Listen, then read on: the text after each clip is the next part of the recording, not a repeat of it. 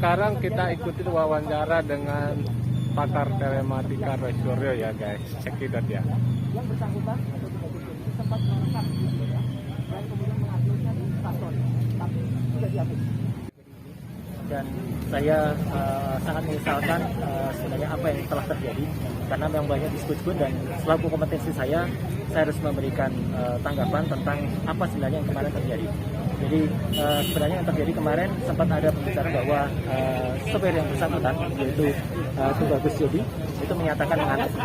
Tetapi sebenarnya 44 menit sebelum kejadian dia sempat mengunggah di Instastory-nya.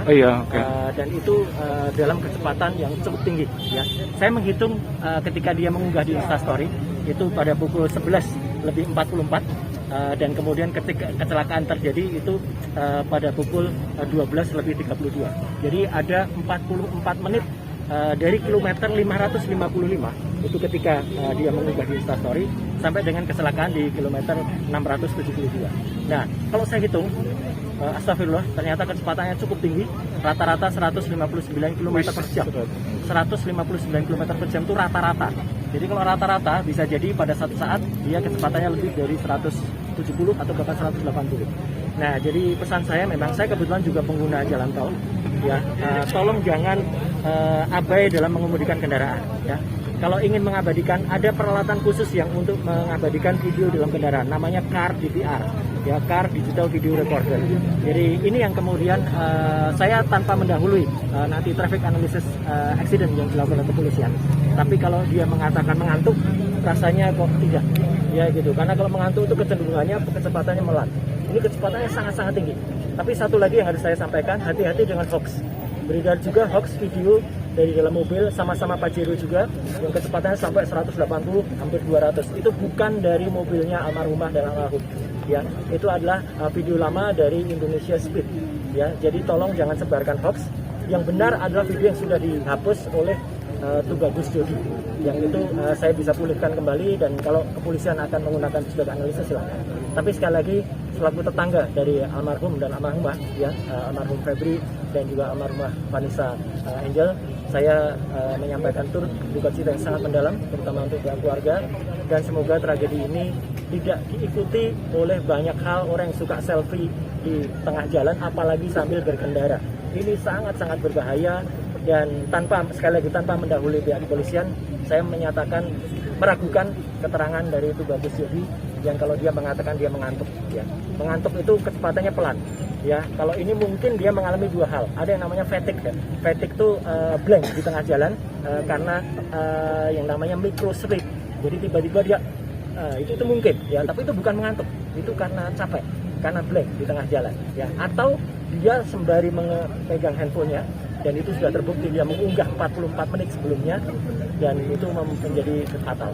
Sekali lagi, moga-moga tragedi yang dialami oleh almarhumah Vanessa Angel dan almarhum Febri ini bisa menjadi catatan bagi kita semuanya. Hati-hati di jalan, tetap berkendara dengan aman dan nyaman. Kalau jadi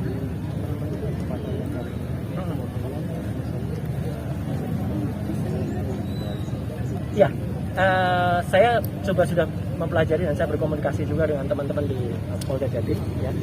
Ternyata Pajero yang bersangkutan itu menabrak ujung beton. Kalau ujung beton itu akibatnya mobil melambung, dan melambungnya 30 meter. Dan mohon maaf saya sampaikan dengan segala hormat saya kepada almarhumah terlempar dari mobil. Almarhumah keluar dari mobil, terlempar kira-kira jarak 3 meter dari mobil, dan wafat ketika dia. Jadi kalau dikatakan hilang kendali, memang iya. Jadi ketika menabrak ujung beton, kalau di tengah beton mungkin nggak apa-apa ya, artinya kalaupun terjadi lecet gitu, ini mobil ini hampir seperti terbelah ya. Jadi bagian kiri rusak parah. Padahal ini mobil yang biasa digunakan untuk kecepatan tinggi juga. Ini kan mobil rally juga kan, Pak Giro. Jadi sangat fatal, dan sekali lagi makanya tolong hati-hati di dalam sini. Kalau mau merekam di dalam mobil ada alatnya, namanya Car DVR ya. Jangan menggunakan handphone biasa apalagi dipegangi ya. Ini sangat berbahaya biasa, apalagi dia sampai mengemudi. Jelas itu Tubagus Yodi kehilangan konsentrasi ya, tapi biarlah kepolisian nanti akan mengusut.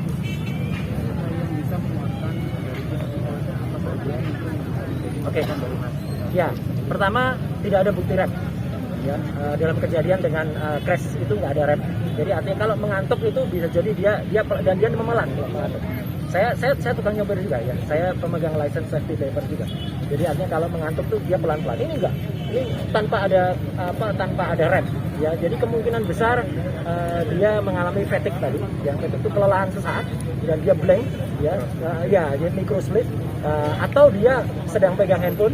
Ya, kemudian terjadi. Maka saya sarankan juga nanti kepolisian tolong periksa handphone dari sopir yang bersangkutan. Ya, meretrieve lagi video. Siapa tahu pada saat kejadian, siapa tahu ya, saya tidak menuduh. Dia sedang mengambil video.